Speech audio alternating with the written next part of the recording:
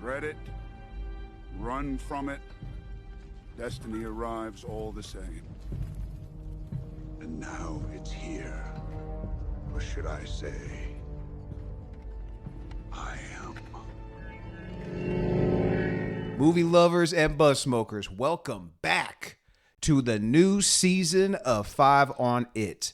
You know what we do here. We smoke doobies and we review movies. We are your hosts. I'm Francisco. He is Sir Frazier. And this is the beginning of season 2. Like I just said, bigger cast, bigger budget. We're doing everything bigger this season. So we decided to start this season off with a banger. We are reviewing Avengers Infinity War. Pow pow.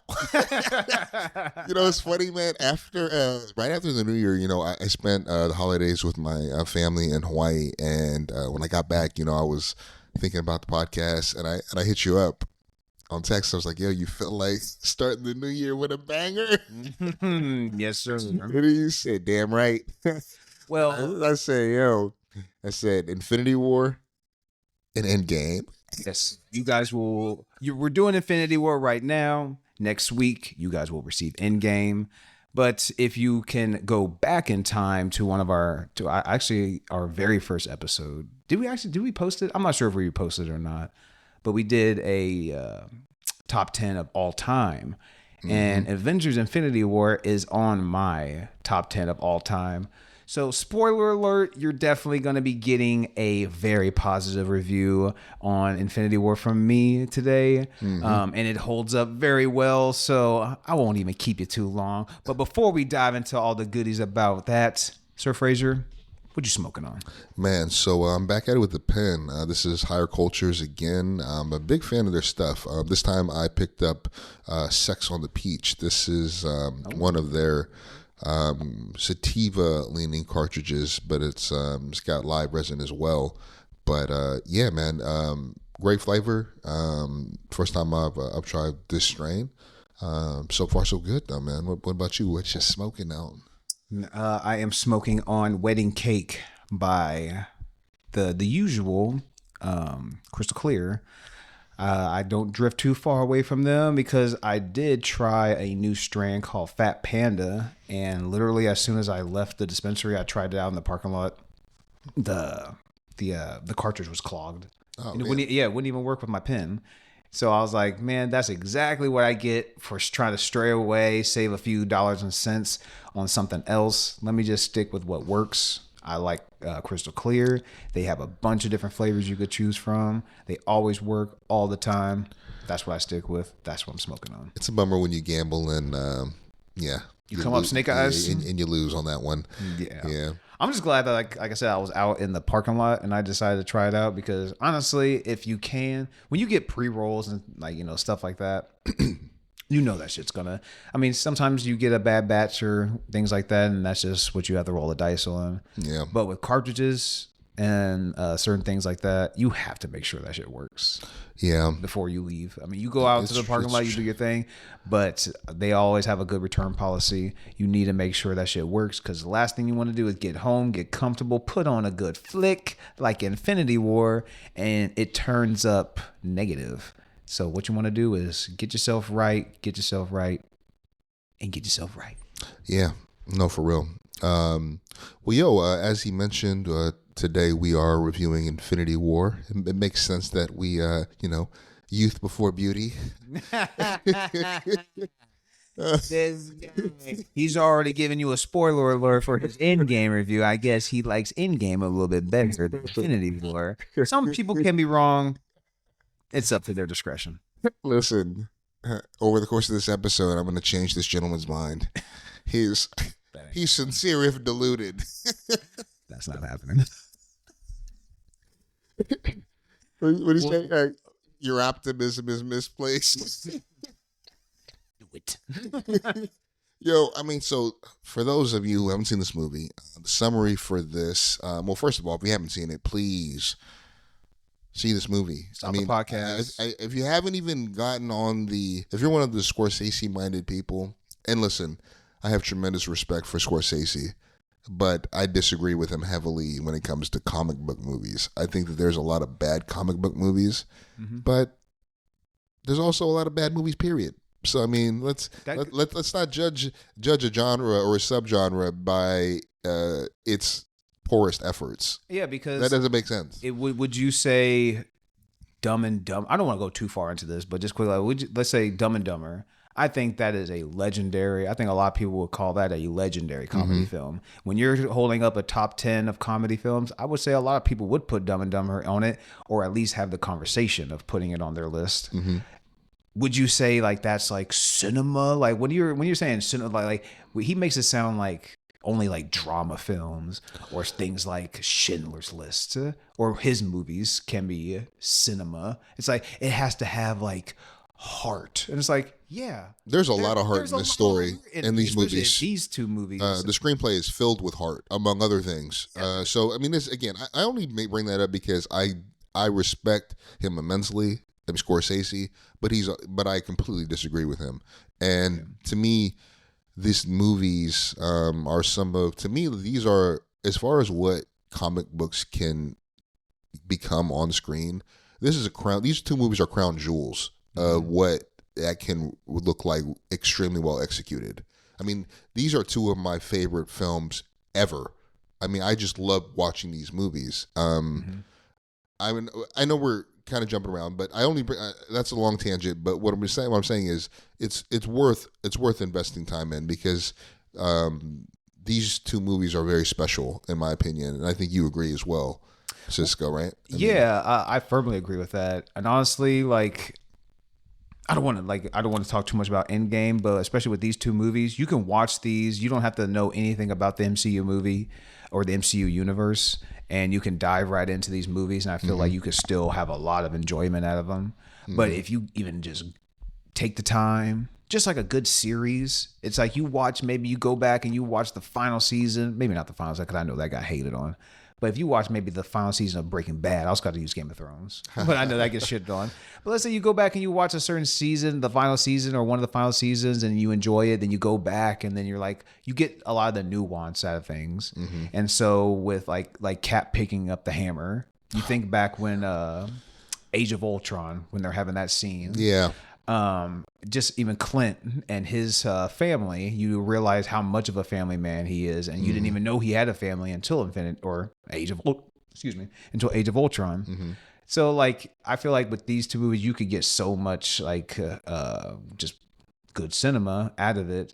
But if you go back and you go and watch the MCU from the beginning till up to this point, you can get so much good nuance, so many good like inside jokes and things like that. Even with like Doctor Strange and Tony Stark talking with each other, knowing how they both played like a Sherlock Holmes role and like their trajectory. Yeah, and their other trajectory of life. Yeah.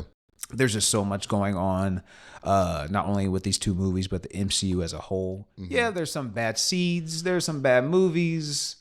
Of course, every franchise has them. They're not always going to be bangers, especially when you start getting into 20 plus movies. It's not like Harry Potter or Star Wars where it's like, well, you got like 6, 9. I mean, Star Wars, you're getting up to like maybe about 9 movies or 10, whatever it is at.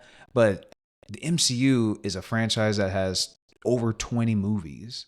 And also gotta give credit too, because to this particular genre, because and this story actually specifically, because Marvel, we're talking about Star Wars and definitely Harry Potter, there's a canon that exists within these universes, right? And there's a huge fandom for that, for those storylines, and who are invested in those characters, and their expectations are high, sometimes delusional.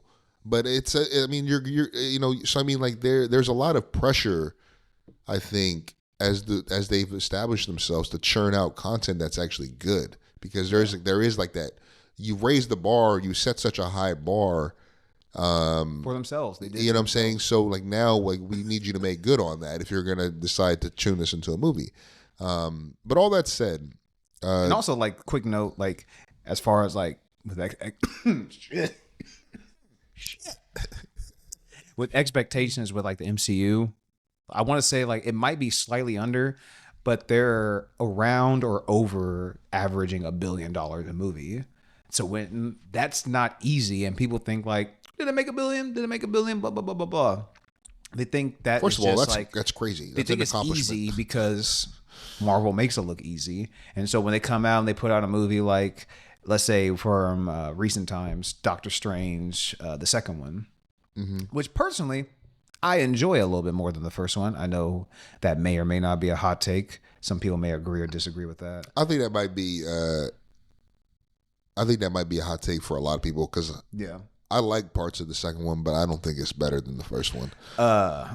We could save that for another day. But like even that movie made like 800 million. And I think some people think like, oh, that was just a failure. It's like 800 million. Do you realize how many movies, even like this year alone, would just kill for 800 million? Like that's just ridiculous. And to say like something like that is a failure, I think the MCU. I mean, like I said, they get shitted on because they have been so successful and they've been knocking it out the park, and they have some absolute like greatest of all time type of movies like Winter Soldier and Infinity War. But for them to get shitted on the way they have, it's like, man, come on, man. Like when you've put out so many movies like this, of course you're gonna have a little bit of some hiccups along the way. Yeah. Just let them right the ship. Yeah.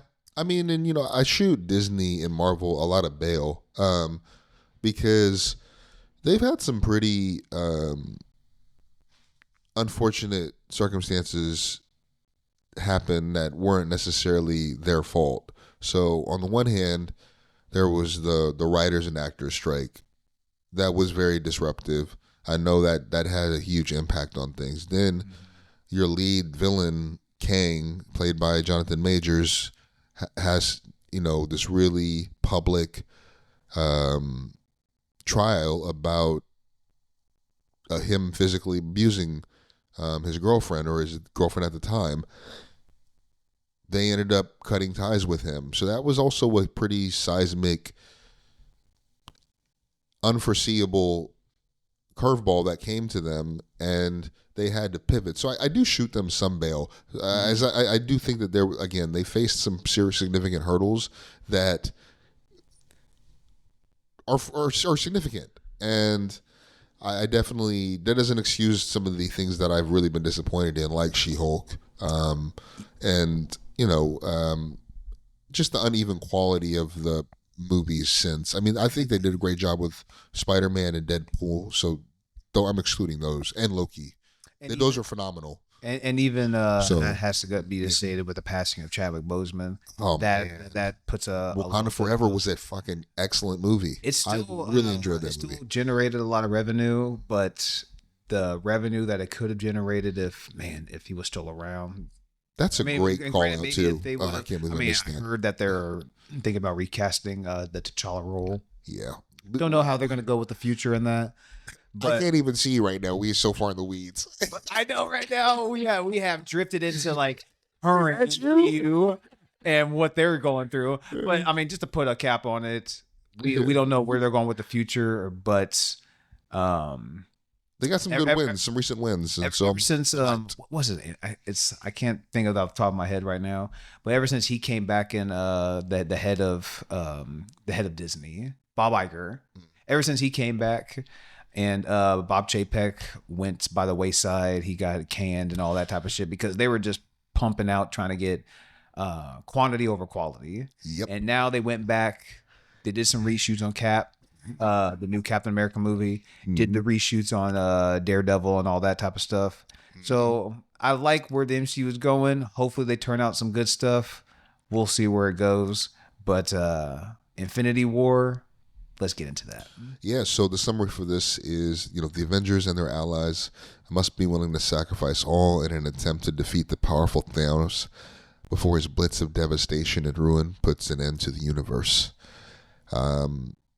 The background for this movie is directed by the Russo brothers, also known for Captain America, The Winter Soldier, Captain America, Civil War, banger after banger there. Which those two are definitely regarded as not only some of the best MCU movies, but just superhero movies as a whole. Well, up there with The Dark Knight.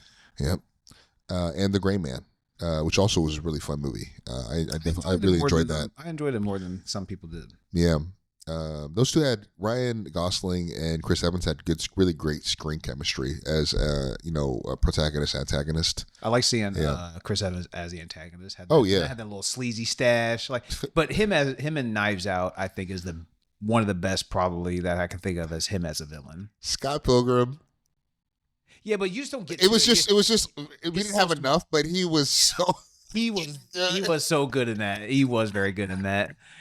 We did a review on Scott Pilgrim, and the audio quality got fucked up. We have to spin the block on that one. We'll have to bend the block on that. As Jello would say, I got to swerve in the corner. Because that's an excellent movie. Yeah, very much so. But so that's some of the movies that are under their belt. But this movie stars Robert Downey Jr., Mark Ruffalo, Josh Brolin, Chris Evans, Chris Hemsworth, Chadwick Boseman, Scarlett Johansson, and so many more. If you're an MCU fan, every probably person up to this point in like everything post Endgame, they're not in this obviously, but everybody pre Infinity War, I want to say it's probably in this movie. I don't think there's like somebody I could think off the top of my head. They even have Red Skull in this thing. You don't have old boy playing it from the original. But it's like they have everybody in this damn movie. They brought in some way, a lot of people. They don't have Ant-Man, I guess. Well, man, I mean, yeah, but he's in the second one. Yeah, true. I mean, so this movie, one thing got to call out, this movie received an Oscar nomination for Best Visual Effects. This movie is, man, it is awesome. Do you know who it lost to? I don't know who it lost to. What year was this? This was 2018. So it'll be 2019, maybe. Let's see. I'm not sure. While you're looking that up, though, the screenplay for both movies was written by Christopher and Markus. Stephen McFeeley also he drew. So I guess one of the things that I did want to point out. Sorry. Had a brain fart there. So it was written by Christopher Markus and Stephen McFeeley. But both of them drew inspiration from Jim Harlan's 1991 comic book Infinity Gauntlet and Jonathan Hickman's 2013 Infinity comic. As well as, this was really interesting, 1990s heist movies, including Out of Sight, which is a fucking really entertaining heist movie. Highly recommended. Ving Rhames, George Clooney, Jennifer Lopez, Don Cheadle. It's an excellent movie based off of, I believe it's Elmore Leonard's. I think it was Elmore Leonard. I think it was based on one of his books. I could be mistaken, but highly recommend Out of Sight. It's fucking awesome. It's a great late 90s movie. So who did it lose to? Honestly, well, like, did you see? I couldn't quite find it because when I looked up this movie got released in 2018. So you would think it would be 2019 Oscar winners, right? But then I see Black Panther winning for a bunch of stuff. I mean, maybe they used Black Panther as... It was the 91st Academy Awards. I'm not sure which Academy Awards I remember. But I just see like 2019 Oscar winners, and I see Black Panther wins for one of them. Okay, so best visual effects. So First Man won that year. Who did? First Man with Ryan Gosling. That's what won for best visual effects. That's when Infinity War was nominated. Yep. First Man.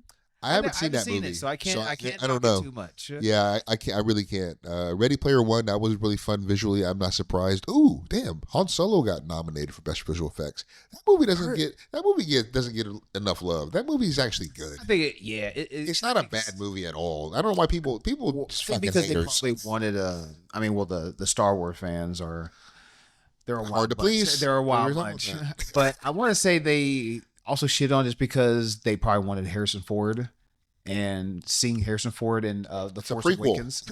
But it's like, because I think maybe they wanted a different type of movie. You're like, oh, you're making a Han Solo movie? We just saw Han Solo in The Force Awakens. Let's maybe get him. But it's like, brother, dude, do you realize who you're talking about? It's Harrison Ford. He's older. He's grumpy as shit.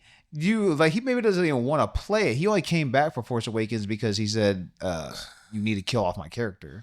Also, I mean, did you see that last Indiana Jones? It actually was. It was entertaining, but he looked like he was. You could tell, man. He doesn't. He's an older man. Like, let's just be real. Like, he doesn't have his body. His body shouldn't be withstanding, what typically comes with the Indiana Jones role. Have you seen him in Shrinking? No, never heard of that one. I've heard. Oh, you haven't heard that show? It's a show with what's his name, Jason Segel, dude from not How I Met Your Mother. Okay. And he was also in what's that movie with Russell Brand? I keep wanting to say like how to. I didn't want to say it's that Matthew McConaughey, Kate Hudson movie, but it's not titled. That's that. actually a fun movie. Fuck, that's another thing. Damn, we're about to get lost in the weeds again. Well, while you're looking that up, I just want to say, man, the budget for this movie was over $325 million. Forgetting Sarah Marshall. Oh, okay, yeah. That guy, the one that is in Hawaii. Yeah. Bro, this movie brought in over $2 billion worldwide. And dig this. And still counting, probably. It made $640 million worldwide its first fucking weekend. Yo, this movie is a fucking hitter. Wait till we get to the Endgame episode. We talk about the budget behind and the earnings behind that. Well, just to because I mean we gotta rein in this movie somehow, because otherwise this is going to be like a 3-hour goddamn episode. But like I just remember thinking about this movie and like the lead up to it, seeing the first Avengers movie, seeing like how that was even possible getting to that point, and then you see them teasing Thanos, and you're just like, God damn, Thanos is coming in this motherfucker, and just like I said, like. I knew it was going to happen at some point. I knew it. Yeah, that was wild. You knew Thanos was gonna be in the movie at a certain point with the tease that they did, and then just how they keep building up with the sequels, and they bring in Guardians and Strange and blah blah blah. Man, bro, like they have a few misses, but they have so many hits along the way, and by the time they get to Infinity War, I just remember like you hit the ground running with this movie. As soon as it opens, you have Thanos. Well, first when they do their opens, when you see the opening credits and the Marvel, you hear like the SOS call, like the stress call coming in from the Guardians. Yeah. And as soon as you see the first visuals and the music, it's so ominous. The score is great. Even the light soundtrack, to jump ahead quickly, was it like when they introduced the Guardians. I can't think of the. I had my notes around here. The Rubber Band Man by the Spinners. Oh, God. Perfect song to bring in the. And because you just know as soon as they start playing, because he's like, I'm gonna make a call, and then you hear the little dum, dum, dum, dum, dum, and then it's like, oh, it's Guardians time. Yeah, bro. The transitions were fucking so good. I love the transitions in this movie. Both movies. They blend, bleed, hurry, whatever you want to word you want to use. All the characters, so many characters in the MCU, and they blend them in so well. Mm-hmm. But how this movie starts off with the call, and you hear Ebony Maw, one of Thanos' Dark Orders, one of his children. I don't have very many negatives in this, but I do have a couple. I'll get to them later. But you hear Maud giving his soliloquy, his speech, and then Thanos starts talking, and you just see his silhouette for a bit. You kind of see him, but you just see the back of him, and you just see how big he is in size compared to like Thor. And you know Thor's a big dude for a human, but now you're seeing this outer worldly presence, and he just picks Thor up. And he's just walking, and he's just like, or you can say, I am. Bro. And he shows that he's already has the Power Stone, which if you're following the MCU, you know it was on Xandar. So he already laid waste to that fucking planet. You saw that in Guardians. And seeing the ship, you know how much of a threat Thor is, and Loki's there. Heimdall's there. There's some people. There's some hitters on this ship, and how much Thanos just laid waste to it without even really breaking a sweat. You just know that they're starting this movie off with a bang. They're starting it off showing you that Thanos is a presence that you need to like take seriously. He's very formidable, and he's not coming empty-handed either. Yeah, I mean, he's rolling deep, and I mean, he delivers one of my favorite lines. Where as he's carrying Thor over to Loki, he's saying, "Dread it, run from it. Destiny arrives all the same, and now it's here." Or should I say, I'm here. I mean, God, that's such a the dialogue in this movie really. I mean, the dialogue in this is just excellent throughout this movie, both of these movies. But one thing that I do want to say, there's two things. One, Ebony Maw the dick riding was wild, bro. It only gets more so in Endgame a bit when like we'll get to that review, but man, just keep a note that Ebony Maw is a mega dick rider. It's like, bro, I get it. You're a child of Thanos, but my God, bro, just drop the fucking stone and get the fuck out of here. So call him Hawk to Nobody has ever graced two stones. It's like, bro, chill the fuck out. All right. I can see even Thanos was like, dude, what did I got myself into? I should have left this motherfucker on the planet I found his ass. Yo, oh my God, it killed me. But the other thing that I wanted to say about this movie is that this movie I think in a lot of ways, I think you can argue, and I personally would argue that this movie is Thanos' hero's journey. This is a Thanos story. We see him overcome formidable obstacles and make a horrific sacrifice to collect all 6 stones and complete his goal. Yeah. And even though this is a huge ensemble cast and they stitch together a lot of different storylines, Thanos gets more screen time than any other character. I mean, he's clocking in at 29 minutes. And I think the next is Gamora, who is his daughter. Yeah. I know Thor's up there too. One thing that I love, I mean, the way, and you know what ultimately really just solidifies how dangerous he is how he just systematically dismantles the Hulk. I mean, it's not even Hulk met a tactician.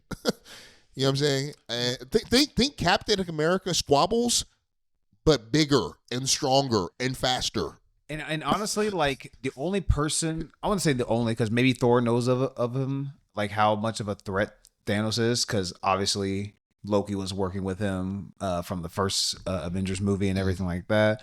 Thanos gave him the army and all that type of shit. But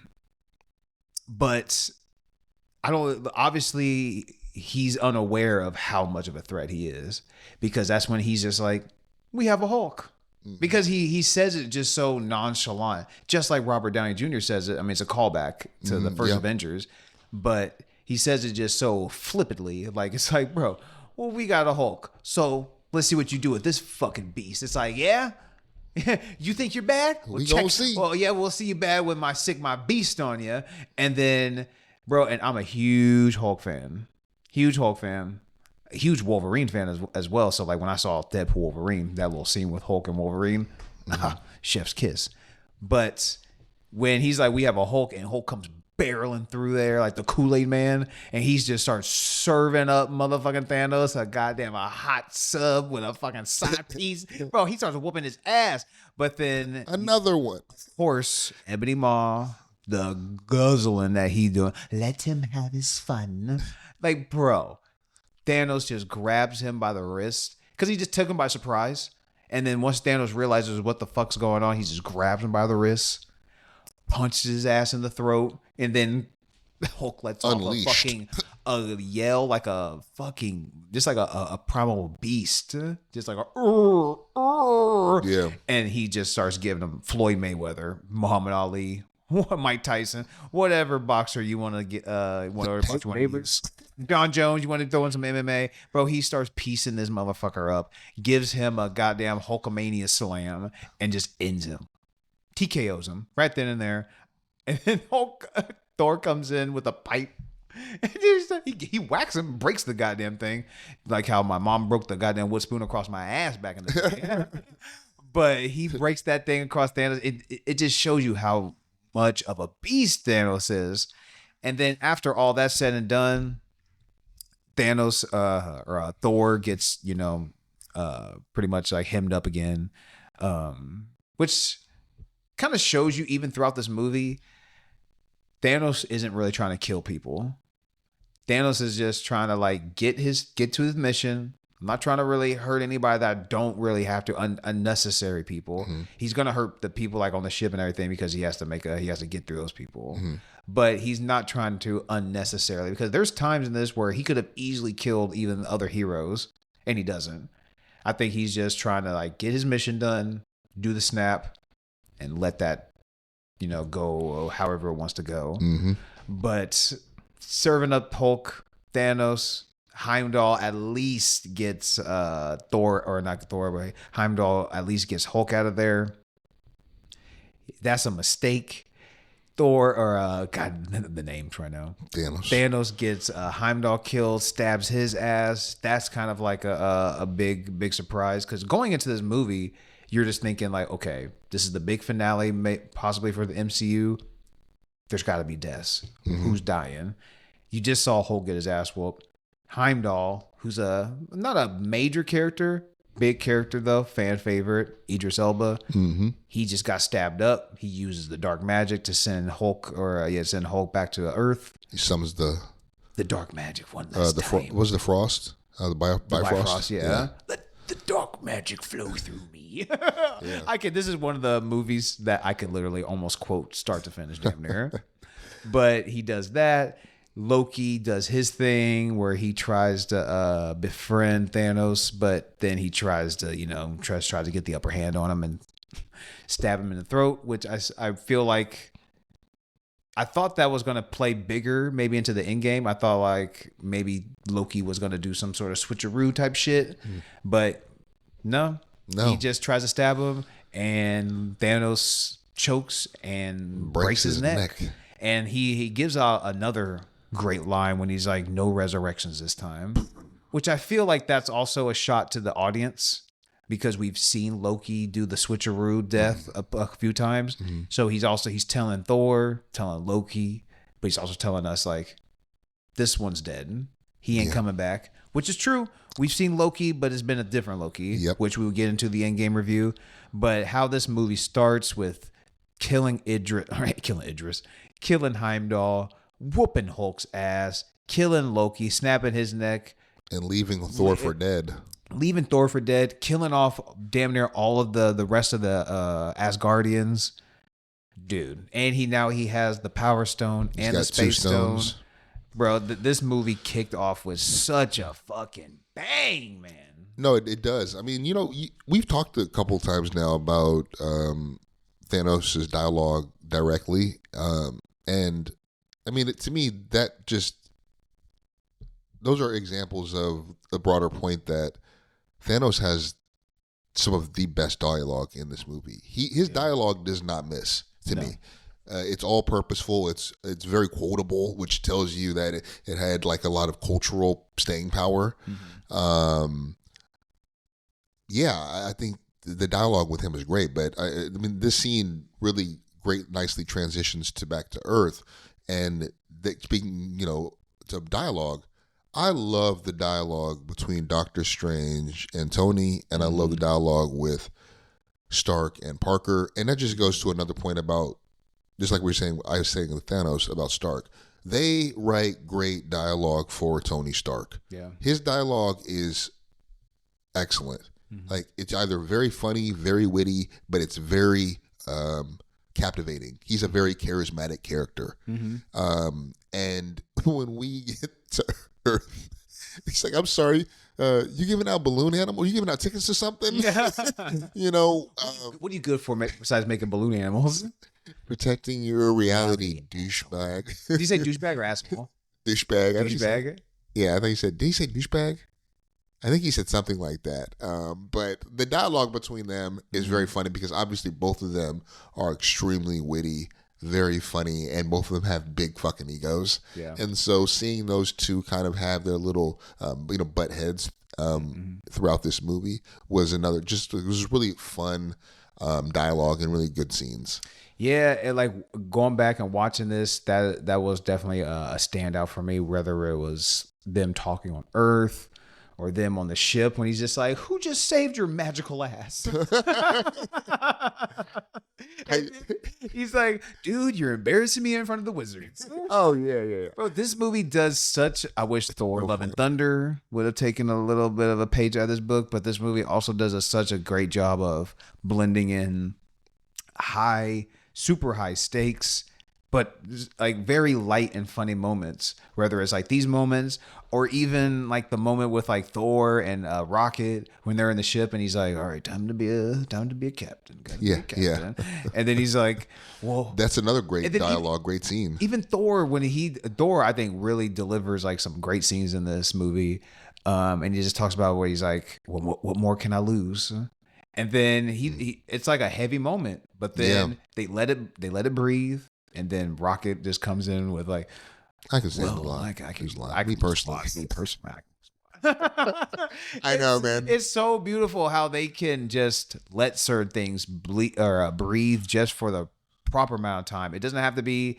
I mean, certain scenes need to be 1, 2, or 3. It just depends on the scene. But to me, they hit everything out of the park with their scene transitions, with letting some of the seriousness breathe, and then you hit it with like a nice subtle joke.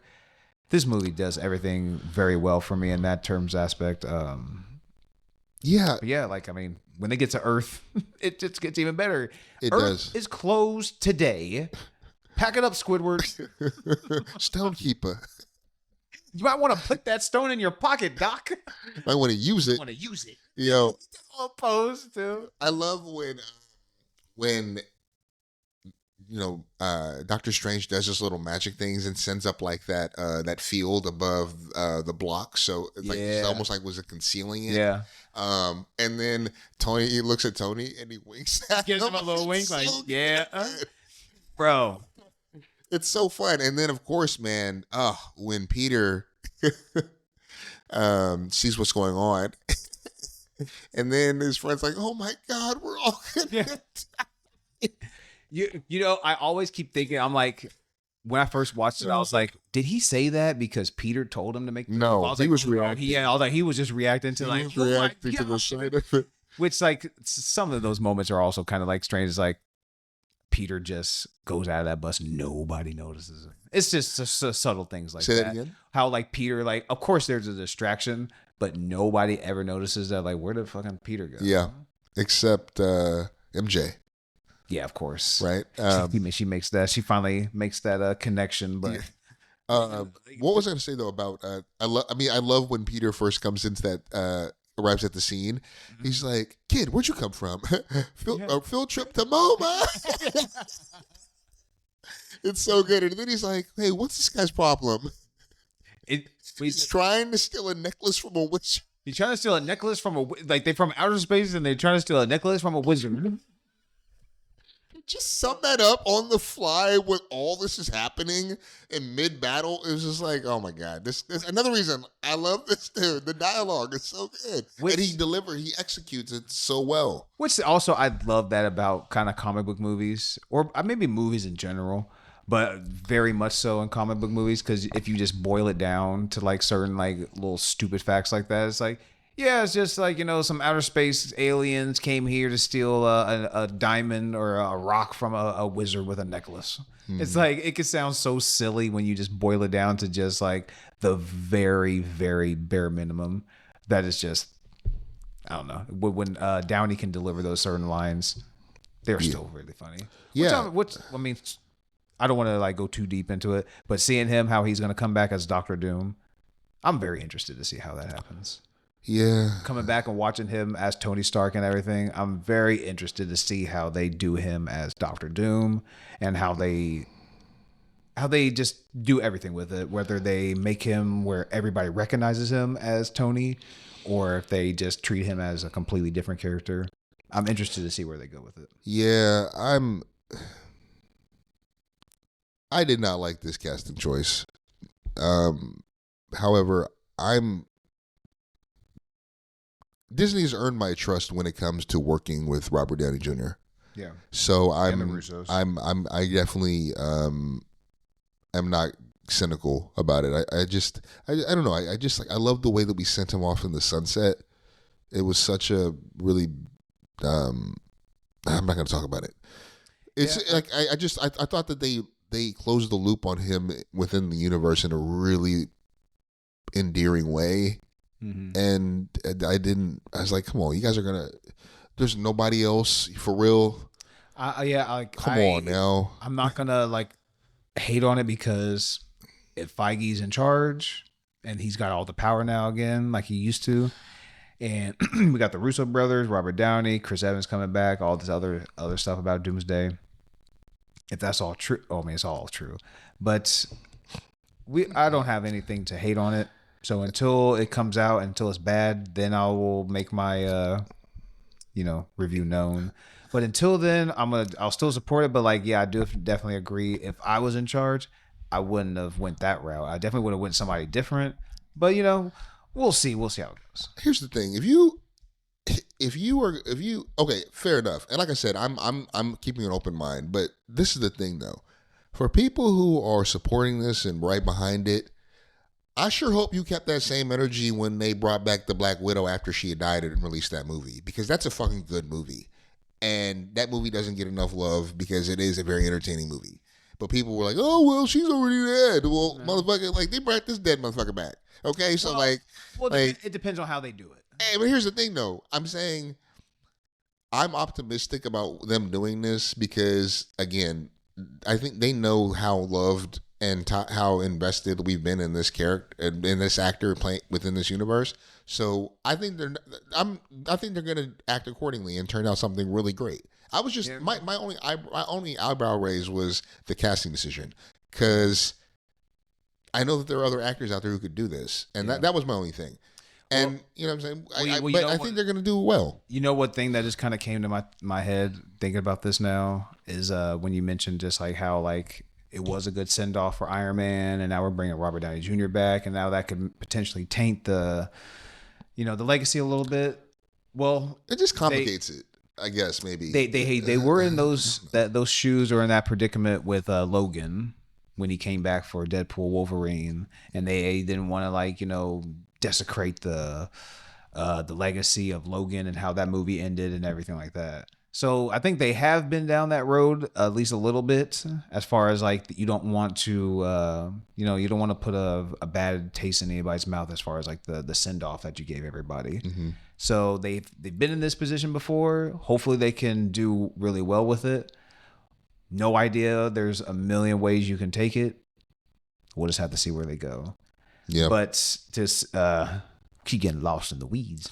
But to go back or did you want to say something else? Well, I was going to say, I think, just going back to the story itself, this movie does a really good job for me when it comes to a lot of the subplots, whether it's, Gamora's storyline, which, we really get to see more about her and how she became who she is. Mm-hmm. There's really just tragic circumstances in her being, her planet being a victim of Thanos' plan. And how she's a daughter. Yeah, she's an adopted daughter under genocide that he had committed against her planet and her people.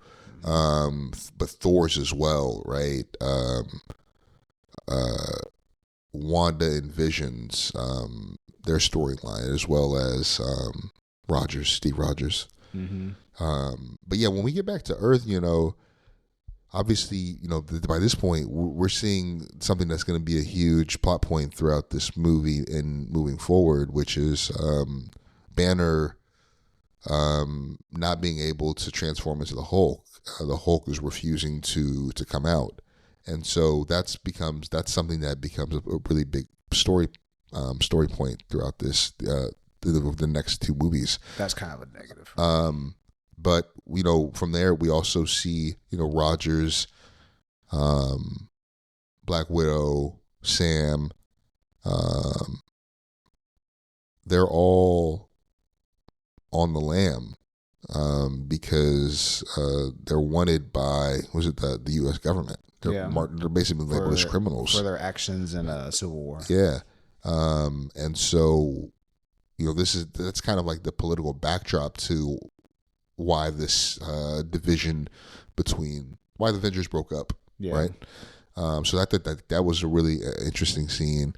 I mean, I love when we actually cut back to. For me, the story really picks up when Doctor Strange is on the ship and Peter and Tony are there. I mean, that's such a fun scene where he's just like, well, first of all, the cloak taps him on the shoulder. He's like, yeah, I'm like, I'm still here. Just chill out. I'm not threatening you. He said, well, you're on one loyal piece of outerwear, or what did he say? Peter drapes down. Speaking of loyal. Going back to that scene though, like, God, it is fun. Part of me wishes, like, I mean, this movie is already 2.5 hours, and you can't just have like battle after battle after battle. Some things just have to be kind of quick to the point. Mm-hmm. And it kind of sucks that Ebony Maw gets kind of like a quick death in a way, because he kind of shows that he is a formidable opponent. Oh yeah. Especially when like he delivers a great line to Doctor Strange when he tries to grab the stone and he gets his hand burned, and he's like, it's a spell but quite unbreakable, then I'll take it off your corpse. I was like, oh shit, this motherfucker's cooking right now. Mm-hmm. But to see him just go down so quickly, I was like, I wish he would have got a little bit more of a back and forth. But it's so funny. His death is so great, though. It's so funny because he's just like, he gives him, he's like, your powers are inconsequential to me. Yeah. And so it's like, bro, what are you going to do? You're just a man in a suit and I have magical powers. And he's like, yeah, but the kid's seen more movies. And then they just blast a hole in the ship and just shoot his monkey ass out. Ew. And then the close up, like from Aliens. The setup is what makes it so fun and worth it, though. Yeah. Because like Peter's, first of all, the interaction between Tony and Peter when he realizes that he's on the ship, and Tony's just like, I don't want to hear it, and I gotta hear it. Yeah. It's kind of your fault. So what did you just say? He is like, their dynamic is something I've always loved when those two are on the screen together. But he said, all right, we have a situation. There's a situation. What are you going to do? Okay, have you seen this really old movie called Aliens? Dude, and that goes back to like what I mentioned about like kind of the nuance of it, where it's like you will pick up where that's still a funny joke, but you also find it even funnier to me when you think back of like how there was a callback to Civil War. Mm-hmm. And when he mentions that again, where he's like, he has a plan and he's like, well, I know this really old movie. And he mentions Star Wars and they take out the big, like the robots and stuff like that. When he's taking down Ant-Man. Yeah, exactly. Yeah. When they're at the airport and everything. Yep, that's right. It's just like there's certain jokes where you'll get in this movie if you've follow them from the beginning to up to this point, where you'll pick up on small things like that will just kind of make you chuckle a little bit. Yeah. No, definitely. I mean, from that scene, right after they save it, after Iron Man and Spider-Man save Strange's magical ass. Who just saved your magical ass? I love that fucking line. He's like, unlike everyone else in your life, I don't work for you. He said, I'm sorry, is he your ward? He's like, he's like, who are you? Oh, I'm Doctor Strange. Oh, we're using our made up names. Well, I'm Spider-Man. Oh man, that's such a fun. Like, I love the dialogue in that scene. Those two, when those two, especially when all four of them are, like the dialogue between Stark and each of them is it's always really fun and witty. Well, honestly, to me, it even got even better when you brought in the Guardians to it. Oh yeah, when they get it was to already it was already fantastic when it was just the three of them talking and everything like that, hamming it up. But then when they finally get to Titan and they're trying to like steer the ship and they crash land, but then the Guardians start busting in because they have no idea who the fuck's inside, and you get just like just a little fight scene, nothing major, but still fun and everything. Because even Peter comes down, does his little Spider-Man thing, and he's like, makes his little pop culture reference. He's like, just to let you know if anything lays eggs inside of me. And then I forget how he ends it. But then he's like, if I hear another pop culture reference from you, he's like, I'm just trying to let you know that somebody's coming. And then, boom. Yep, that's a really good scene. Go ahead, I can take it. No, you can't take it. She's right, you can't take it. You can't take it. Dude, oh my God. And then Peter starts running away from Mantis like, inside of me. What is it? I'm not from Earth. I'm from Missouri. Yeah, that's on Earth, dipshit. Which brings, like, that's always kind of made me think for a minute. I know that they call Earth like Terran or something like that, or Terra, whatever it is, like in Guardians. So I'm like, has it just been so long, I'm guessing, for Peter that he has no idea that it's referred to as Earth? Because if he's like, I'm from Missouri, when he gets picked up in Guardians, he's old enough to know that he lives on Earth. Right. Yeah. So I'm like, did he just forget? Like, he's been out there so long that he's just kind of like, nobody refers to it as Earth. So he just he didn't quite think of it. Yeah. I always thought that, and it's still to this day when I went back and when we went back and watched this movie, I was just like, when he's like, oh, I'm from Missouri. Yeah, that's Earth, dipshit. It's like, yeah, you fucking idiot. Like, do you not know this is Earth? Like, you're from Earth. You got picked up when you were like 10 years old. Yeah, you were abducted young, but you should have known you were on Earth. On Earth. like I'm just trying to chalk it up that, like, at this point, let's say he's in his early 30s. That has been maybe 20 years. Mm-hmm. Maybe he just doesn't know, or maybe he just didn't remember that it's referred to as Earth. Yeah. Well, you answered me this one time. What master do you serve? What am I supposed to say? Jesus, bro. Oh I love the dialogue. Oh, it's so good. But I said, when the Guardians get put in this movie, and then even like when they the Asgardians, when they get put in, and even when they're like, "What are you two even good for? Kicking names and taking ass," and then Batista's like, "Yeah, that's right." Are you yawning? I'm breaking this down. Well, just to go back though, I think where we cut, just when we actually initially pivot to the Guardians with that great track, Rubber Band Man, they're on their way to follow up with the distress call that we hear at the opening credits. Yeah, and that's where they encounter Thor. The dialogue in this scene is really fun. The banter between them, and it really establishes the stakes, right? When Gamora asks Peter to kill her if Thanos gets a hold of her, because she knows where the Soul Stone is. Yeah. And this is after Thor and Rocket and what's the tree's name again? Groot. There we go. Tree. Tree, help me find the handle. They part ways because they go to what's it called? Nidavellir to get a new axe, a new weapon, the Thanos killing kind. That all of us have a weapon like that? He's trying to copy me. But when he said, "That's not, you're a dude. This is amazing." Oh my God, that shit was so good. I have muscles. Are you kidding, Quill? If I stand still enough, you won't see me. Oh man. That part of the story was really good. It had really high emotional stakes. And when they get to nowhere, they realize through a really, really just great manipulation by Thanos that he's already acquired the stone from the collector.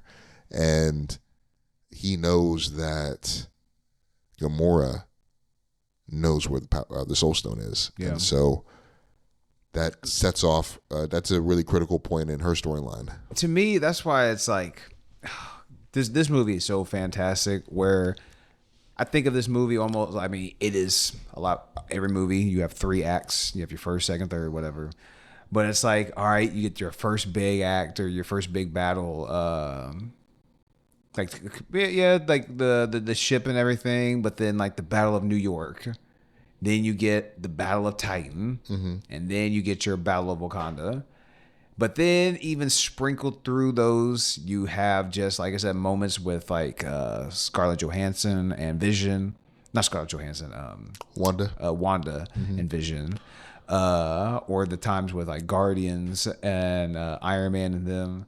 You have like, you get the big moments, the big battles, but then in between you get so many good moments where it's like great character development or great just comedy scenes or just more elaboration to the oncoming threat, whether it's like Gamora and Thanos talking about their past. You get so much in this movie to go along with like the big action-packed scenes, and the visual effects look fantastic. I was going into this thinking like, did this still hold up? I'm trying to be critical. Yes. Thanos just looks so great. The effects look fantastic. Especially when you think about where he started at, because he looked odd. He did not. I mean, he looks incredible now compared to what he did. Several movies ago. Even before. like the CGI came a long way. Quickly thinking of, you see Smart Hulk in Endgame. Spoiler alert if you've never seen it, which I don't know who hasn't seen it at this point. But like there's a part where when the Smart Hulk goes to Asgard or New Asgard to get Thor, and he kind of has a moment where like the camera zooms in a little bit and he's kind of like just kind of giving an expression. And the camera just stays on him. And I want to say like they're just kind of showing off a bit where they're like, yeah, you can pause it here. Take a look at him. Because it looks fantastic. You're like, this dude looks like fucking Mark Ruffalo. It looks flawless. Yeah. And like I said, that's it. That's what Mark Ruffalo as a Hulk. But looking at Thanos, Jesus Christ. Like of course it should be nominated. I'm surprised it didn't win. Especially with all the other people that got nominated. But man, you want to go into the Titan battle? Well, what was I going to say? Damn it, I lost it. But no, I think something that I was annoyed by, low-key, was when they held back on using curse words at certain times. And then other times they would say, shit, or I think they even say bitch in the second movie. This son of a bitch, I think Captain America says that at one point. But I mean, to me, okay, but then you get these lines from like Rose that you guys look like crap. I'm like, bruh, you could have just said you guys look like shit. Like that. Come on, man. I was like, bro, just lean into it. You're already doing it other places. Like, come on. Maybe we'll start doing that now with the success. Is that really gonna push you to an R rating? With Deadpool and like Wolverine, with seeing how well that. I mean, you don't have to go full on. Go that far. You gotta do all. Like, be realistic, especially when the stakes are this high. Come on, people are not going to be like, man, this crap. Oh, poop! Like, what the fuck? Come on, let's keep things a little bit more realistic. No. But that's something that did annoy me. It's something that it didn't annoy me, but something that I, going back and rewatching this, I was, I guess a little surprised that they didn't lean more into this storyline. But the movie, there's various movies that have including this one, allude to romantic feelings between Banner and Romanoff. Yeah, but they never explored it. And I felt like a missed opportunity because, I mean, clearly you weren't afraid to do that with Wanda and Vision. And truthfully, that's not my favorite part of this movie. Actually, that's probably one of my least favorite parts of this movie. But I'm like, it's cool. It works. You know what I'm saying? Because it heightens the emotional loss for her come the end of this movie. So, like, it serves its purpose. But I mean, so you've done it there. So I felt like you could have done that with that relationship in a way that could have been really would have been cool. I feel like they should, especially how like they explored it a little bit in Age of Ultron. I feel like they should have had more of a scene together instead of just them like, especially like. Otherwise, why are you dropping these scenes? When he's just like holding his arm and you see him and he's like, nah. Or like just to watch them like, and obviously Anthony Mackie delivers a line where he's like, oh, this is awkward or some shit like that. And it's like, yeah, because we're all awkward. It's like, we know what these two people like are supposed to mean each other. It's like, they should have had a little bit more of a scene, especially with like Endgame, how like they still don't even have it either. I feel like that whole relationship, and she ends up dying in Infinity War. They should have had something, a little bit more closure or something to the relationship, especially when like we're never gonna get it because he's dead. Well, I mean, so what was I say? Even that first movie, right? First Avengers, when she goes and finds him when he's working like in India, maybe. Yeah, she's the first one. Yeah, she actually is the person that reaches out to him, and there is kind of like this interesting kind of like tension there, and it's not just like regular. Oh, you're with not Stark. You're with God. Why am I Shield? Yes. Yeah. There was more to it than that. It felt like the tension there. So again, that's just something I would have liked to have seen them lean into a little bit more. It didn't need to be anything like crazy, but they're clear. I think you made it a point to create these moments between them, and you just kind of let it fizzle out. Yeah, honestly, my negatives for this movie are definitely Hulk-based. For this one and Endgame, I don't have many negatives, but they are Hulk-based, and it pains me to say that because I love the Hulk, but they definitely drift in that. Well, let's keep the negatives for the Hulk that you have for this movie for this one, and let's discuss the other ones in Endgame because because I definitely want to speak to that in that movie especially. Yeah, of course. But a highlight of this movie as well is the battle on Titan. Oh man, yeah, that's the second best. I think that's the best battle scene in this movie. Yeah, because even like the Battle of Wakanda was fun, but like you're just kind of getting just like an all-out war. I don't know, like if you're getting just more to do because like on Titan you're getting Spider-Man just kind of jumping around saving everybody. You're getting Peter doing his thing. Iron Man and Doctor Strange get their own moments to shine against Thanos one-on-one. And honestly, I feel Thanos and Iron Man got like a nice fight one-on-one. Good dialogue. I wish Thanos and Doctor Strange would have got just a little more. Yeah, I feel like that was like B+. I'm like, man, just give me because they were that more. Give me a little more, man, because more. I love Doctor Strange. Doctor Strange is dope. Oh yeah. And so when you're seeing him going up against Thanos, and Thanos has the power, the space, the soul, and the Reality Stone at that moment. So he's got 4 of the 6. He needs a Time Stone and Vision Stone. Yeah, so you need time and the mind. Time and mind. And so like that shows you how strong and capable Strange is, that he's going to have one-on-one with Thanos with 4 stones, and it's a stalemate. And so like seeing them go just back and forth, it was just such a visual feast for me.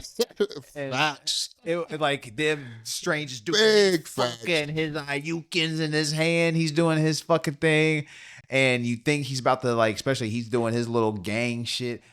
I know Strange is in a gang. We're gonna show you one. Check out the picture I'm gonna use. I'm gonna post it. You'll see it. It's on the YouTube channel right now. If you're an audio listener, become a visual listener for at least these 5 seconds. Because come on now, look at that picture. You telling me he ain't in the gang? He's in the gang. Yeah? But he starts throwing up the shit. There's a million of them. But then it's just a master of wits. But you see, just as strong as Thanos is physically, he's so strong mentally, because Mantis can barely hold him under her little spell because he's so strong. And it's like you're fighting a true galactic warrior, fucking conqueror, dude that's been in thousands of battles, conquered hundreds, thousands of planets. And even when you don't want to keep going to Endgame, but when you see him going 1-on-3, he's still whooping your asses. 1-on-5 when you throwing Captain Marvel, all these people. It's just him, and he's still too much for y'all to handle. Well, I mean, the funny scene too is once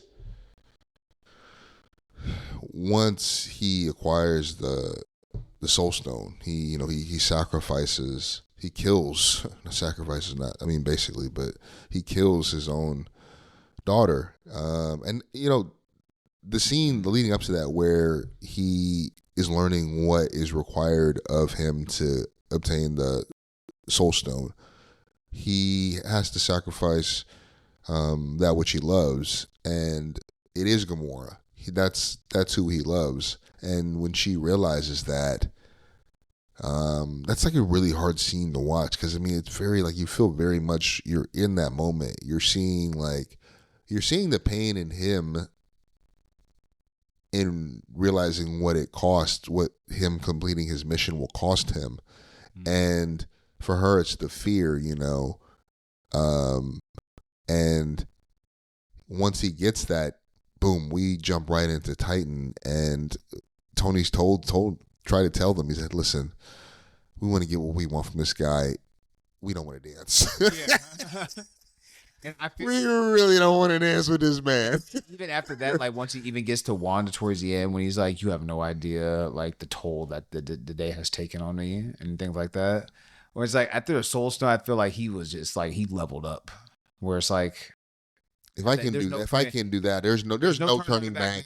Like I just did the last thing that I could possibly do. Like I sacrificed the only person that like you said, that scene is hard to watch because she's having so much hubris of like, I was just waiting for the day that you would tell the world that you wanted something and it would say no. Like she delivers it way better than I'm just. Yeah, that was a great line that but she delivered. And she's like tears, and then the Red Skull is like, they're not for him.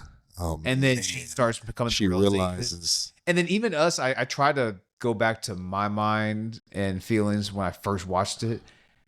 I would want to say like I wasn't even thinking like he was going to do that. I was kind of thinking like, oh, what are you going to do now, bitch? Man, that was shocking. I was kind of thinking like the same thing. Like that was a shocking moment.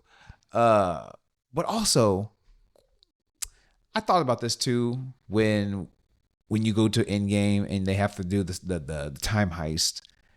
If quick segue with the Soul Stone, quick question. If you showed up there solo, how would you get it? Would he just say like, you got to bring a loved one back here? So if like Clint or Thanos, it's the price of admission. Well, you got to come back with a +1. I wondered like how would that go down if Clint or Natasha or Thanos just showed up solo dolo, was like, I'm looking for the Soul Stone. You need to sacrifice one who you love. Like, well, they're not here. We'll all kill them in the real world. Like, what is he gonna do? Some magic shit? I've always like, maybe it's the weed. Maybe it's the weed that made me think that. Well, I've always wondered if they would have just went by themselves, what that would have saved one of them, or nah. or do you think like they would say they sacrifice, or maybe like, I don't know. I can't. I don't want to get too far into the weeds on that question. Yeah. But that's a question that I've always wondered up to that point. That's interesting. If they go by themselves, what would happen? Yeah. I mean, like on Titan when they're trying to figure out a plan, and he's what is he said we come at him with a plucky attitude. Dude, don't call us plucky. Plucky. We don't know what it means. But then even like when he hits it with that 50%, that's me. That's 100% you. Like, your mind is blowing. Your math is blowing my mind. Like, how about the dance off? Like in Footloose? Yeah, just like Footloose. It's like it's as cool as it was. Is it the greatest movie of all time? Is it? It never was. Did you see? Also, like great dialogue. The writing, whether it's the writing or if they are just like doing this shit off the cuff, they have great chemistry with one another. Yeah. I'd love to see them in the other movies with each other. But then even Quill has a mention. He's like, Thor? He's like, yeah, tall guy, blah blah blah. Then he ends not that good. Not that good looking. Do you see Spider-Man's reaction? He kind of looks at him. And he's like, what? What the fuck are you talking about? Have you seen this guy? No homo, but it's like, yeah, it's fucking Thor. Look at this fucking dude. They had to give him even a nude scene in Love and Thunder for Christ's sake. But once Thanos gets there, him and Doctor Strange are having themselves a nice little dialogue. He shows him a little bit of his home, and then you get back. That's an important part to this story too. Yeah, like he's actually experienced the planetary like destruction that he is on a mission to prevent from happening. I mean, his logic is that the universe has finite resources, and if life goes unchecked, we'll lose it all. Destroy ourselves. We'll destroy everything, you know. And she tells him, like, you don't know that, and he's like, he delivers that line. He's like, I'm the only one who knows that. And he's like, they called me a madman. Yeah, and that's his the mad Titan. And I mean, granted, he is right to a certain extent, but he's just resorting to mass genocide. Because there were plenty of memes about like that. Was Thanos wrong? Well, like he said, like those are some of the best villains when like they have when the villains really feel conviction in their like beliefs and they actually feel like they're right and what they're doing. They don't really feel like they're the bad guy. From his standpoint, we're the best. And honestly, the best bad guys are probably in the MCU have been Loki, Thanos, Killmonger. And they've all had convictions in like what they were trying to accomplish, and they're all trying to do it for like the greater good in a way. I guess maybe not Loki. He just kind of wanted just to be a conqueror in a way, but still, he's still a well endowed character. Has many layers to him, and still highly regarded. But when like once Doctor Strange hits him with the, you'll find that our will is a little bit greater than yours, or whatever he says. It's on and popping from there. Oh man! They try to like get it. They throw a fucking rock at him, and he's like, "See, Quill, piece of cake. You just pissed him off." And it's on and popping from there. I mean, once again, you see how strong Thanos is by going 1-on-6 handicap match, no disqualification. Yeah. Nebula had already arrived. Yeah.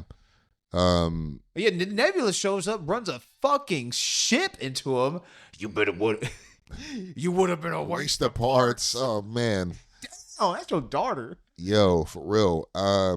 Well, you know, in that scene, I mean, for me, the two highlights are the fight sequences. So we have that the fight scenes with him, Doctor Strange, and him and Iron Man are phenomenal. But just to back up for a second, I loved. I mean, when Mantis puts Thanos in a trance, and we have that moment of hope, that 1 in 14 million potentially that Doctor Strange envisioned, and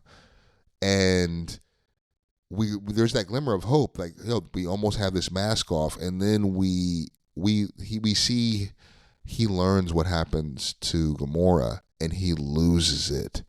And that's one of those what if moments that if he hadn't engaged Thanos, they may have likely gotten that gauntlet off of him. And Tony is saying, he's like, yo, don't engage. Stop, don't engage. We almost had this off. Quill. He's trying to fucking tell him. And oh man, that was such a frustrating moment because I totally understand why. Because, you know, Gamora asked him to kill her if. Well, he tried. He tried. I like him. Yeah, he tried, and Thanos turned the bullets to bubbles. Man, and honestly, I mean, that was like, so him seeing like this woman that he loves die. I mean, that was, or learning that she was murdered.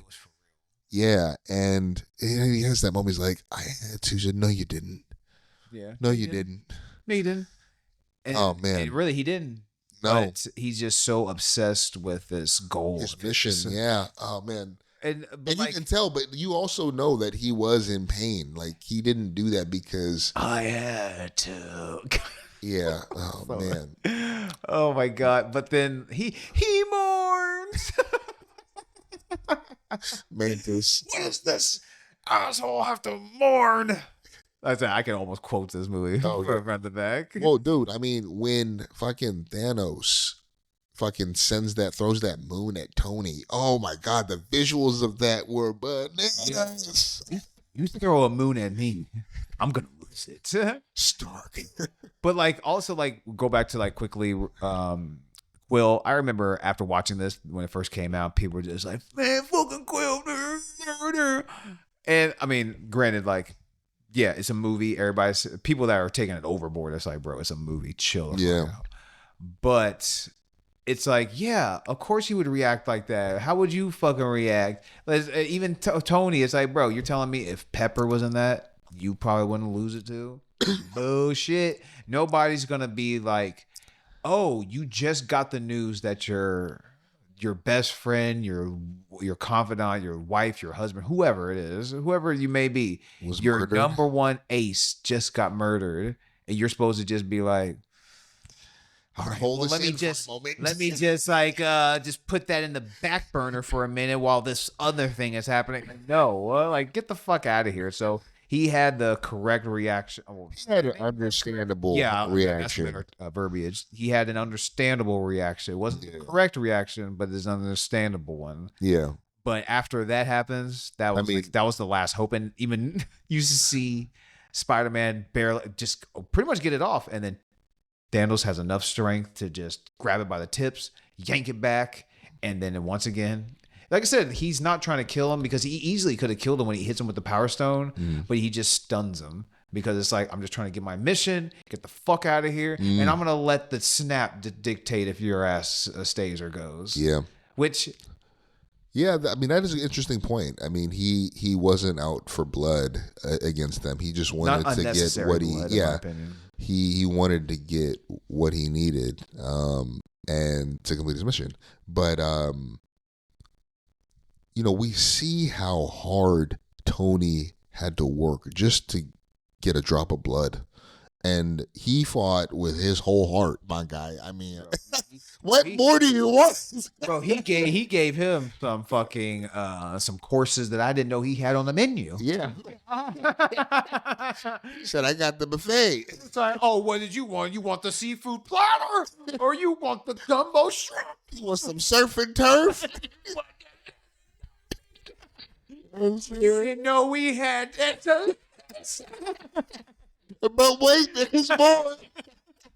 Yeah. And he hits him with all that for a drop of blood. And like I said, I'm going back to, because even throughout this movie, I still get goosebumps at certain moments, and we'll get to a moments here very shortly because this is getting very long for an episode. But when he just like gives him that he gives him just the fucking 3-piece with everything, and Thanos just doesn't fucking take anything. He just doesn't even blink, doesn't even winch. And then as soon as he grabs the Tony, he tries to make a little sword because he's just pretty much his armor is just deteriorating. Mm-hmm. That nanotech. Thanos grabs the arm, stabs him in the gut. Oh man, bro, that was a jaw-dropping moment. I think back when I first watched it, the whole theater went quiet. Everybody's kind of like, there's so much action going on, and you can kind of hear everybody kind of make a noise a little bit. But then as soon as he gets stabbed, everybody's just quiet. Yeah, that was a tough scene. Man, when I'm done, half the universe will still be alive. He's like, I hope they remember you. And he's about to pretty much kill him, for lack of a better term. Don't know what the fuck he's gonna do to him with the he was about to deteriorate him, like blast him into dust. He's about to send him to the upper room. Yeah, that's really where he's going. And then Doctor Strange stops it, gives him the time stone, and lets him know like that's the only way. But watching this, and we're in the end game now. It's like fourth wall breaking. I loved it though. Where when he gives him the stone, I remember watching it thinking like, well, I guess in essence he was doing a part of a plan, because you look at Strange's face and it's kind of like, yeah, take the fucking stone. Just take the stone. Just do what you need to do. Well, the way it's almost he actually pulled it was a dope as well. All from the stars and everything. So, to your point earlier about wanting a little bit more from Strange and Thanos's their battle was to exactly what Thanos raises them. He said, all these tricks, you never use your most powerful weapon. You why didn't you use the fucking time stone? Like, because I think I'm saying, like, bro, what? Well, because it's already at risk. I think he already saw the futures, so I think he knows like if I can't use it because otherwise he has 4 stones. If you use the time stone, maybe all of a sudden he does the reality stone and he changes up. Yeah, you're going back in time, but now your reality's fucked, so you don't even know what's real anymore. So who knows? Like, I just try to chalk. I'll just chalk it up as he saw the outcomes, the 14,600,000 whatever, and he's just like, this is. I have to just play this back as best as possible. And when he's giving it to him, it's like, all right, just don't do anything abnormal, because if he does, then that's just gonna go stray from the vision or whatever. Yeah. But he gets the time stone, lets him know that there's one to go. Yeah. Well, I mean, from there, I think we cut to immediately to Wakanda, where all the Avengers on Earth have gathered to really help remove the Mind Stone from Vision, because I guess there was a theory. Banner said, "Hey, like, this is only one part of Vision. There's me, there's Ultron, there's Tony, and the best parts of him could still remain." And so, in order to do that procedure of kind of unpairing, like, or kind of, basically removing the stone, they go to Wakanda, where the Winter Soldier has been farming, I guess, chilling. And this is where they try to do the procedure and essentially establish like a defense against the children of Thanos. And this is where this battle is a really fun battle. When Thor arrives after summoning the Bifrost with Stormbreaker, when Rocket's like, "What's it called? Stormbreaker." It's a bit much. Yeah. Yo, that axe was doing work. That is still maybe my biggest highlight of this movie. I still get goosebumps to this day. I stopped getting it because I kept watching this movie, but then it came back because I took a little break. But because I just put myself like into the character's position. They haven't seen Thor in so long. The only person that has seen Thor up to this point, because it's been since Age of Ultron. Age of Ultron, Thor was like, I'm going to leave. I've been having these visions of these stones. I'm going to go off and do my own thing. Mm-hmm. So it's been years since they've seen this dude. Mm-hmm. And Hulk is the only one that's seen him. And even he told him that, like, Thor's gone. That Thanos is coming at the beginning of the movie. So as far as they know, Thor's dead. Mm-hmm. And they have no fucking hope, blah, blah, blah. Yeah, they're losing the battle. They get to the Wakanda, and there's some things we haven't even touched on, like not Iron Man, but like Captain America and Black Panther having their little mini race. Oh yeah. And then like even like Thanos will have nothing but dust and blood. Which he did. Yes. Dusted y'all and bloodied all y'all motherfuckers. Yeah. But there's some great gems leading up to this moment. But they're getting overwhelmed because even at this moment where he's like, just like that line I just delivered, the chick, part of Thanos' children, I forget what her name is. She's like, well, we have blood to spare. Yeah. And then all of these creatures start coming and they're just killing themselves, just trying get through to that get barrier. Yeah. And so that's when like the fight starts getting on and popping. Yeah. But then eventually the numbers just start overwhelming them and they just start getting ran shot, like Thor, or not Thor, but Captain I was thinking of the Hulkbuster. Yeah. He's getting overran. Rhodey's there. He's getting overran. Winter Soldier. Everybody's just getting overran. And then when you think, oh fuck, what is gonna happen? You see the fucking Bifrost come barreling through. The fucking Stormbreaker starts whipping it around. Before we get to it, man, before that hammer starts while he's creating the hammer or the axe, when he's like, only if I die. Yes. That's what killing you means. Peter Dinklage is fantastic in this role as a dwarf. Yeah. And then Thor takes a spill when he falls and he smacks his head. It's like, God damn, bro. When he comes back, he's going to be a little bit concussed. Shit.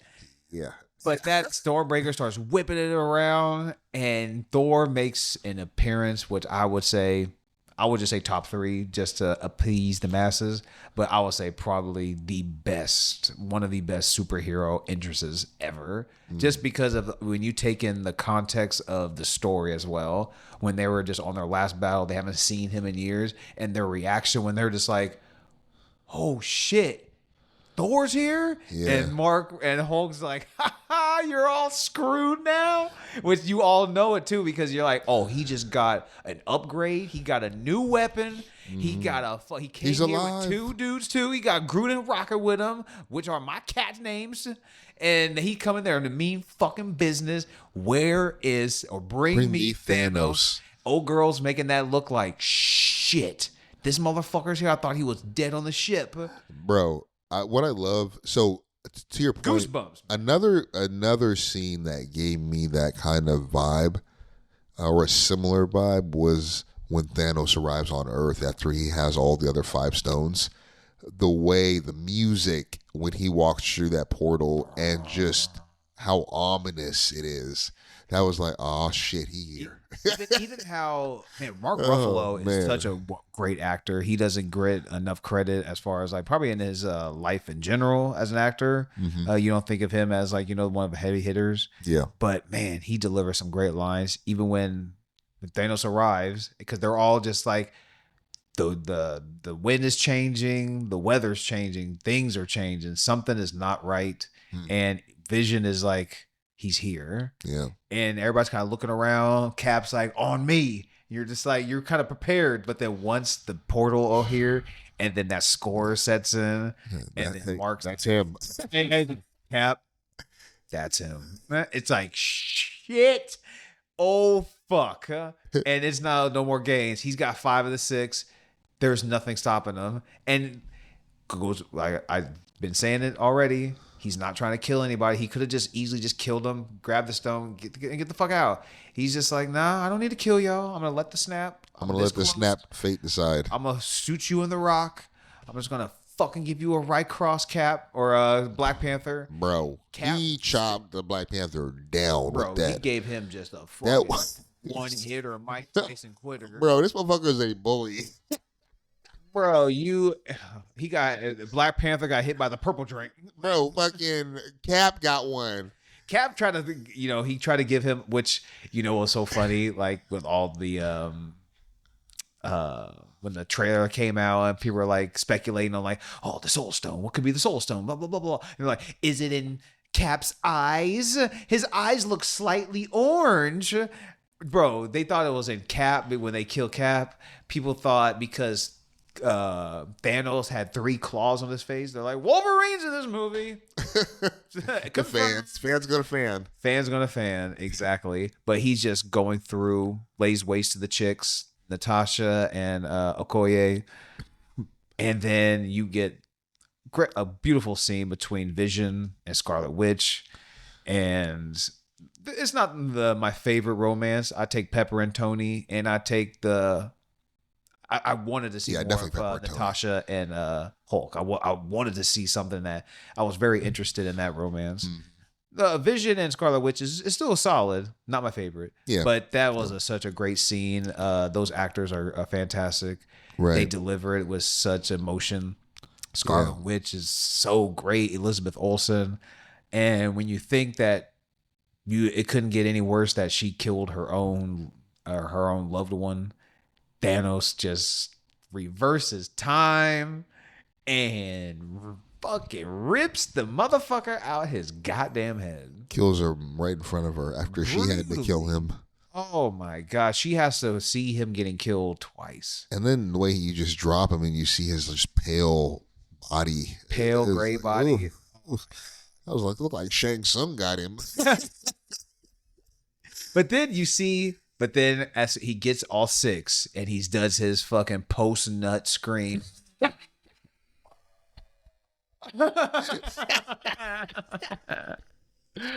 Oh my, and then followed by post-nut clarity, bro. Like, oh shit. Then that fucking axe comes barreling through, which shows you how strong the axe is. Bro. It's able to withstand all 6 stones and not even slow down. Man.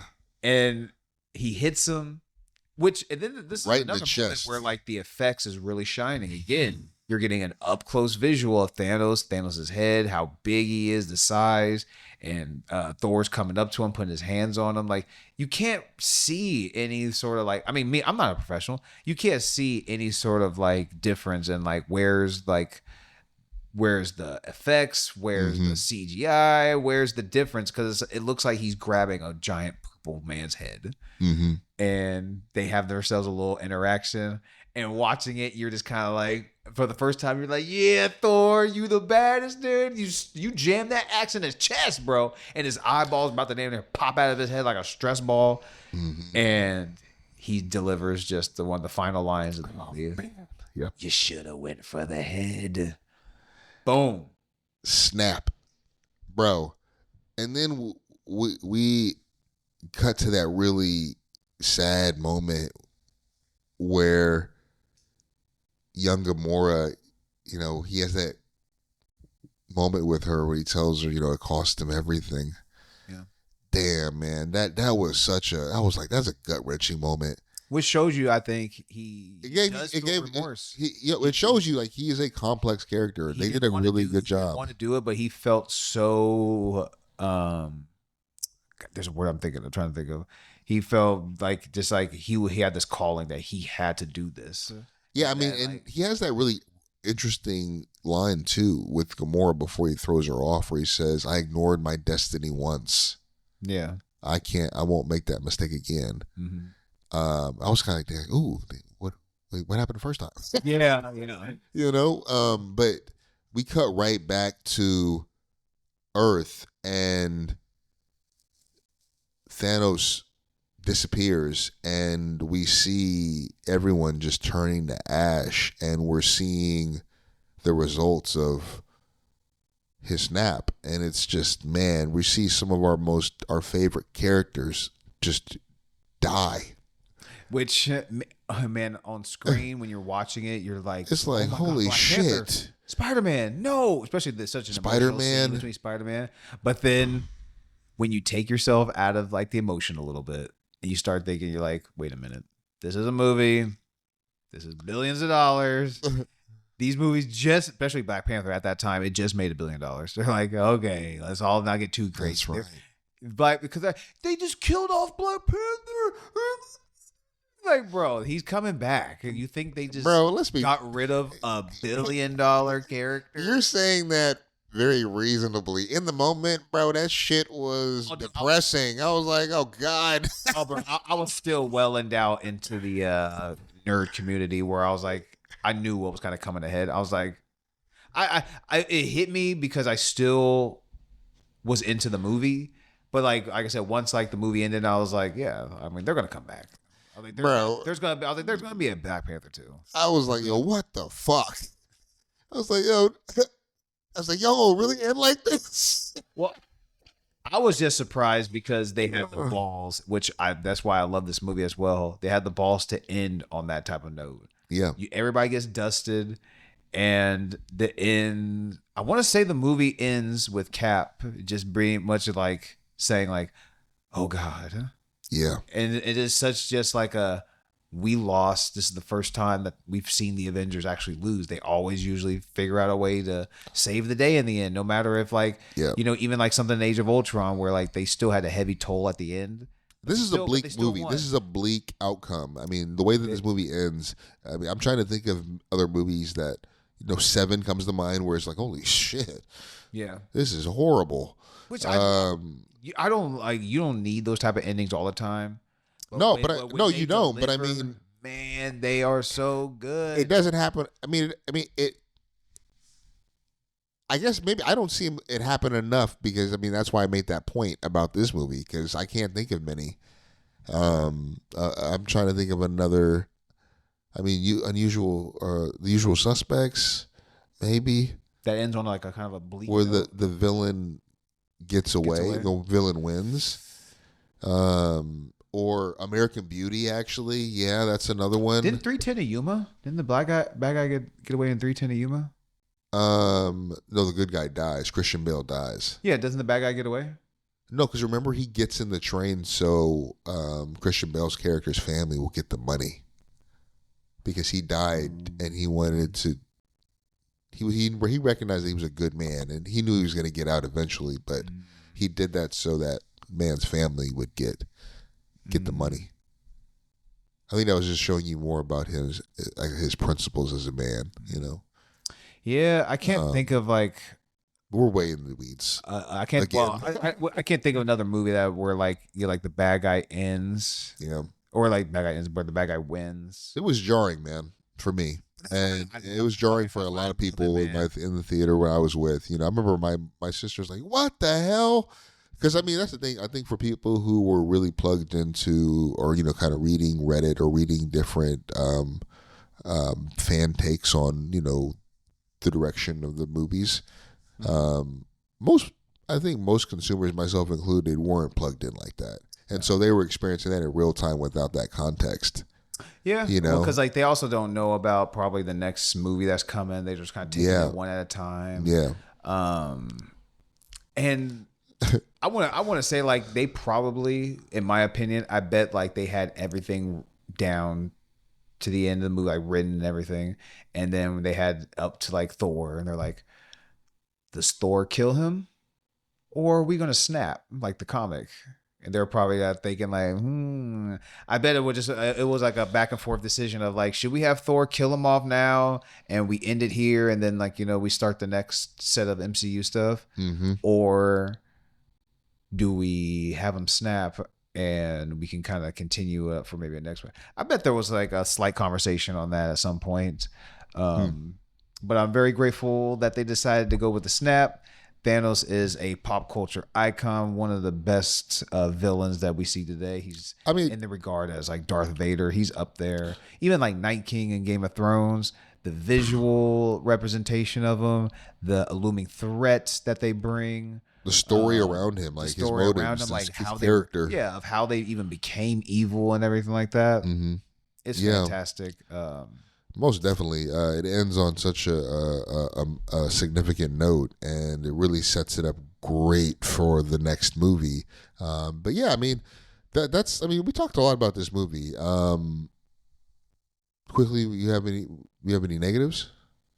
I think you mentioned Hulk. With this movie, I don't really have anything negative to say about it. I wish that I could have got a little more Hulk. I wish Hulk would have got a little bit of a rematch, which will segue also into my negative for Endgame as well. Because I'm a fan of Hulk, so I don't mind him taking an L. But it's like, can we at least get that L back? Can we at least make it 1-1? Yeah. So that is a little bit of a negative for me, but that's nothing that's gonna affect my very high score that's gonna be coming at very soon at the end of this podcast. Yeah. Well, with that in mind, man, let's pivot to what. I think I know. I'll start 5-star right now off the rip. Let's just go right now. I'm not even gonna keep you around. Not even gonna bullshit. This movie is 5 fucking stars. It is fantastic, start to finish. To me personally, there are no lulls at all. You can, I guess, skip maybe that's like a little bit, but as soon as you even get a lull, to me, you get like a Cap's entrance to the movie. Like when Vision and Scarlet Witch are having like their little lovey-dovey scene. Maybe you think the scenes with Gamora and Thanos, like giving a little bit of a backstory, maybe that is a little bit of a lull. But then you quickly segue to Nebula getting tortured and like that. And who doesn't like a nice little action torture scene like that to get your blood flowing like that?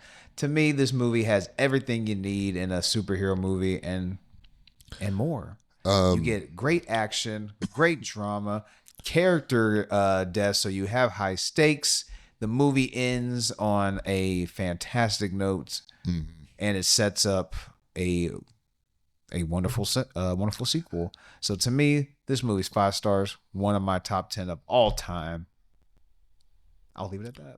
This isn't one of my I'll talk forever about this damn movie. Top 10 movies of all time, but it's definitely a 5 for me.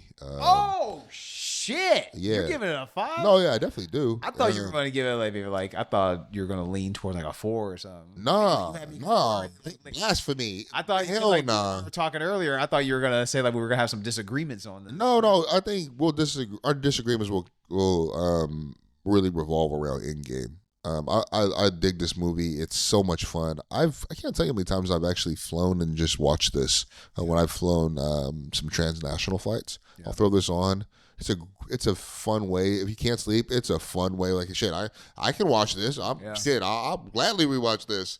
I've watched this and Endgame across on flights before. It's like it's a great way to kill time if you can't sleep. This movie has crossed over into that like comfort movie era. Oh yeah, highly rewatchable. It's like I don't want to watch a movie where I just want something on and just kind of like where like maybe you're sick and you're like I'm not gonna watch anything, but I'm gonna be passing in and out.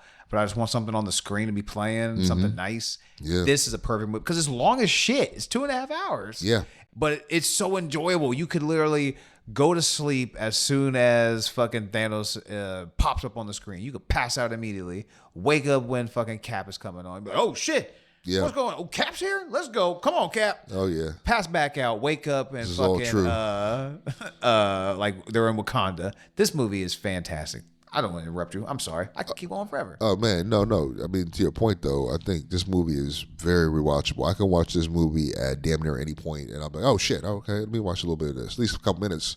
You know what I'm saying? This movie, like, I love the pacing in this movie. It does a really great job of pacing, given how many storylines it's juggling. And they're very well executed. Even my least favorite one with Wanda and Vision, I thought that it served its purpose in the story arc. Yeah. So yeah, this is a 5 for me, man. It's probably my second. It's top 3 for me. I'm not going to tell you where actually. As far as MCU movies, yeah, I think it's definitely top 3 for me easily. It's easily top 3. I don't know if it would be my favorite, but it is having a heavyweight 12-round bout with a couple other movies. Yeah, but that said, man, we will be dropping our review for Endgame next week, and definitely looking forward to talking about that. I have a lot more, I think, even to say about that movie, but appreciate y'all for joining us, man, and we'll catch y'all next week. Peace.